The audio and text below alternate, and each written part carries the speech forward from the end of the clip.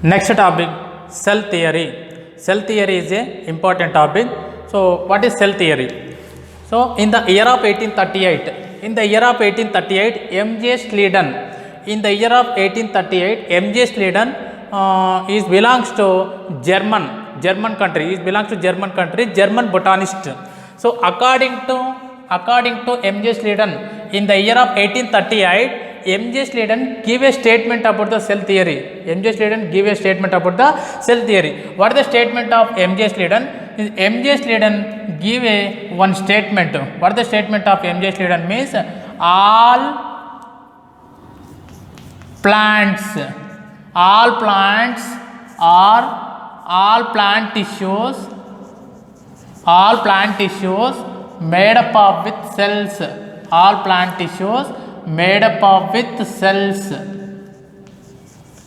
of with cells. So it is the statement of M.J. Sleeden.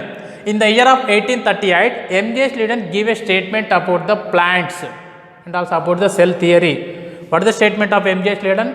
M.J. Sleeden gave a statement about the cell theory. All plant tissues are all plant bodies. All plant tissues made up of with cells. All plant tissues made up of with cells.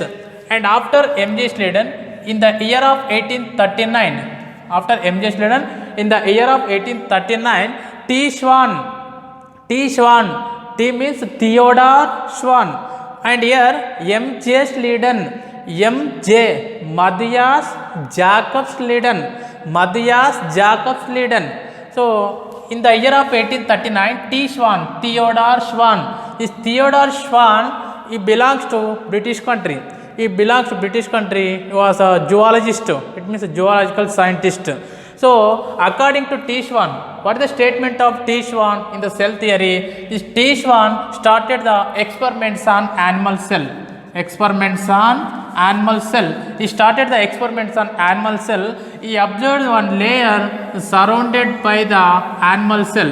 So all animal cells surrounded by a layer. That layer name was plasma membrane. The layer name was plasma membrane or semi-permeable membrane or cell membrane, whatever it may be. So T. Schwann gave a statement about the cell theory. All animal cells surrounded by a membrane. Which membrane? Plasma membrane. All animal cells surrounded by a membrane. And also at the same time, T. Schwann also repeat the experiments of M.J. Sleeden. T. Schwann also repeat the experiments of M.J. Sleeden. It means T. Schwann also done the experiments on plant body. So he observed the plant cell. All plant cells also covered by cell wall and also at the same time cell membrane. Just observe here, it is the animal cell. Animal cell surrounded by a cell membrane.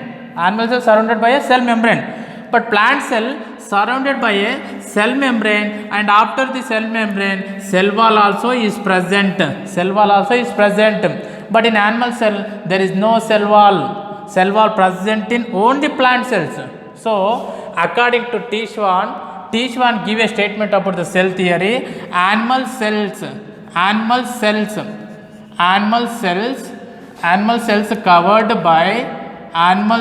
covered by a membrane.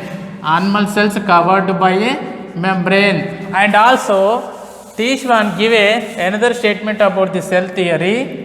Cell wall is a unique feature. Of the plant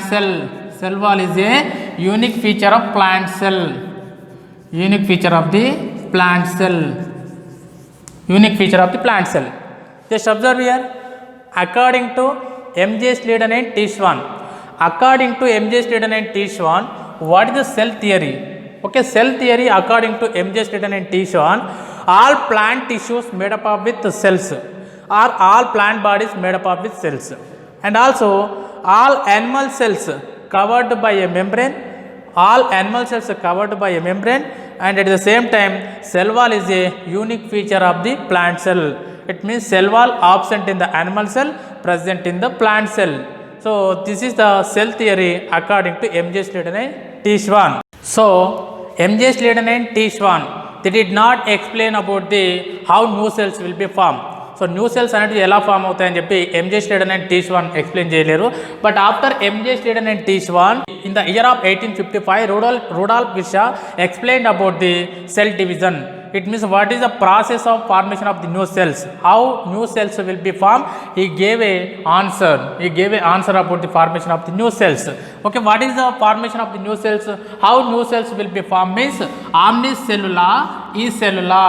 Omnicellular, e-cellular. What is omnicellular, e-cellular means this is the mother cell. This mother cell will give birth to daughter cells, and after these two cells also will give birth to another cells, and these cells also will give birth to another cells. It means every generation cells will produce from the previous cells. Suppose for example here the A generation and B generation and C generation and next D generation. D generation cells comes from the C generation, C generation cells comes from the B generation, B generation cells come from the A generation comes from the previous generation. It means Rudolf Virchow explained about the formation of the new cells, omnicellular, e-cellular.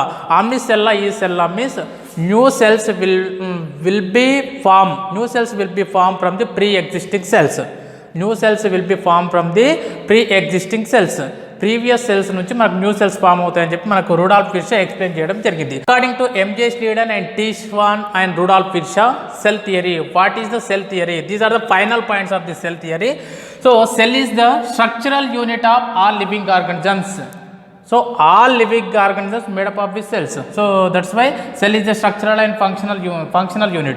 That's why cell is the structural unit of all living organisms. And next point is cell is the functional unit of all living organisms.